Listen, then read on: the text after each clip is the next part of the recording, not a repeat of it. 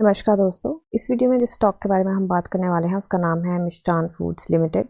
ये स्टॉक ₹8.86 पे ट्रेड कर रहा है एंड आज मार्केट में इसने 3.38% का डाउन मूव दिया है।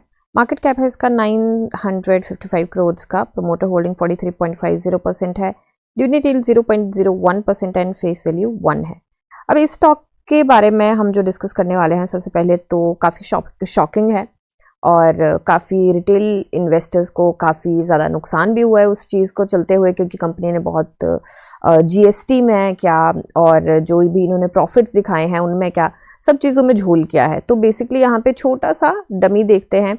तो यहाँ पे देखिए इनके प्रॉफिट्स की बात का अगर हम करें तो एकदम से इनके प्रॉफिट्स यहाँ पे ज़्यादा होने चालू हो गए थे।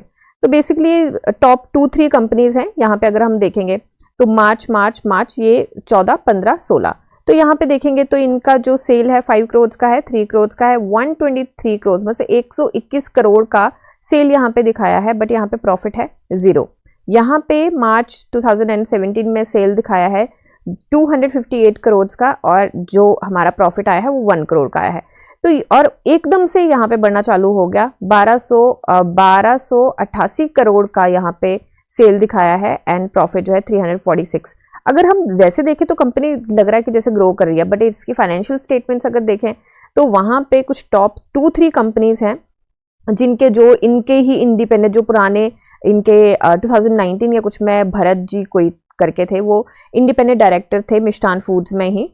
तो वही किसी और कंपनी में है अभी एंड मिष्ठान शॉपी करके कुछ है, और वहीं से वो डमी ट्रांजैक्शंस उनकी हो रही हैं, वही माल ले रहे हैं फिर उनको पैसा दे रहे हैं। तो वहीं पे 2-3 कंपनीज हैं, उनके बीच में ट्रांजैक्शंस हो रही हैं और ये बिल्कुल सारा जो है डमी है, कुछ एक्चुअल बिजनेस नहीं है। एंड दूसरी जो चीज़ है, इनकी अपनी फैक्ट्रीज जो हैं, बाकी सारी चीज़ें तो सही हैं बट जीएसटी में बहुत ज़्यादा फ्रॉड है। तो इनको बेसिकली सेबी को कुछ कंप्लेन्स आई थी, जो कि इनका एक प्लेटफॉर्म है स्कोर करके, उस पर कंप्लेन्स आई थी। तो इन्होंने थोड़ा सा सीरियसली लिया उस चीज़ को सेबी ने, और जब देखा तो ये कंपनी सच में यहाँ पे फ्रॉड कर रही थी। तो यहाँ से रिटेल इन्वेस्टर्स को काफ़ी नुकसान झेलना पड़ रहा है। तो अभी के लिए अगर देखें तो रिटेल इन्वेस्टर जो है 4,23,000 के आसपास रिटेल इन्वेस्टर है, उनको झेलना पड़ रहा है इतना नुकसान। तो यहाँ पे स्टॉक एकदम से नीचे, यहाँ पे लोअर सर्किट, यहाँ पे लोअर सर्किट, यहाँ पे लोअर सर्किट, क्योंकि इनके जो मैनेजिंग डायरेक्टर हैं उनको कितने करोड़ का उन्होंने जीएसटी का घोटाला किया एंड उनको अरेस्ट कर लिया गया है। तो वो सारी न्यूज़ जब मार्केट में बाहर आई तो उस न्यूज़ के चलते काफ़ी सारी चीज़ें यहाँ पे देखने को मिली। यहाँ पे ज़रूर यहाँ पे 10% का अपर सर्किट लगा है, बट फिर भी चीज़ें जो हैं, अगर यहाँ पे अगर सोच रहे हैं आप इन्वेस्ट करने का, कुछ करने का, तो मैं तो बोलूँगी कि थोड़ा दूर ही रहें स्टॉक से, वो ज़्यादा अच्छा रहेगा। एंड थोड़ा सा कंपनी के फंडामेंटल्स, थोड़ी सी बैलेंस शीट एंड फाइनेंशियल्स को थोड़ा सा देख के चले, थोड़ा सा सावधानी से चलें। एंड ऐसा कुछ अगर न्यूज़ आती है तो मुझे लगता है कि एग्जिट कर लेना चाहिए। अभी भी मैं ये नहीं बोल रही कि इसमें रिवर्सल नहीं आ सकता, रिवर्सल आ सकता है, बट वो पंप एंड डंप वाली चीज़ हो जाएगी। तो मैं ये ज़रूर बोलूँगी कि थोड़ा सा बच के चलें तो ज़्यादा अच्छा रहेगा। एंड अगर आप इस स्टॉक में हैं तो थोड़ा एग्जिट मुझे लगता है कि ले लेना चाहिए, स्टॉप लॉस ले लेना चाहिए। यहाँ पे देखिए, वैसे भी यहाँ पे जब कंपनी ने एक बार करना चालू किया था तो यहाँ पे देखिए, यहाँ पे जो इसके प्रॉफिट्स आने चालू हुए थे, तो इसके प्रॉफिट्स आने ईयरली पे चलते हैं, प्रॉफिट्स आने हमारे जो चालू हुए थे वो 2018 से हुआ था, 1 से 6 चला गया था। एंड 2018 में ही यहाँ पे देखिए, 2018 में ही ये कैसे ऊपर चला गया था, ये लिस्ट हुई थी एंड एकदम से इसने देखा, लोगों को लगा इसमें बहुत ज़्यादा पोटेंशियल है, तो ये स्टॉक का प्राइस जो है 33 रुपीज़ के आसपास तक चला गया था। तो यहाँ पे ये आप देख सकते हैं, फिर upper circuit, upper circuit, upper circuit and lower circuit, lower circuit, lower circuit.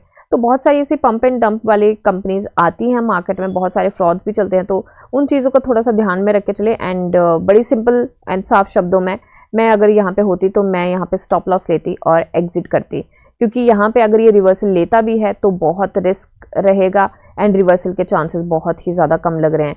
और जिसने अगर कहीं यहाँ पे बाई किया है तो भैया थोड़ा सा तो झटका लगा है and I think stop loss यहाँ पे लेके निकल लेना चाहिए, बिकॉज यू नेवर नो कल को कंपनी में मार्केट में क्या न्यूज़ आएगी एंड कब कैसे क्या ये बिहेव करेगा। हो सकता है और नीचे चला जाए, हो सकता है और इसमें लो सर्किट लग जाए, 2-3 रुपए के आसपास ये ट्रेड करता हुआ दिखे।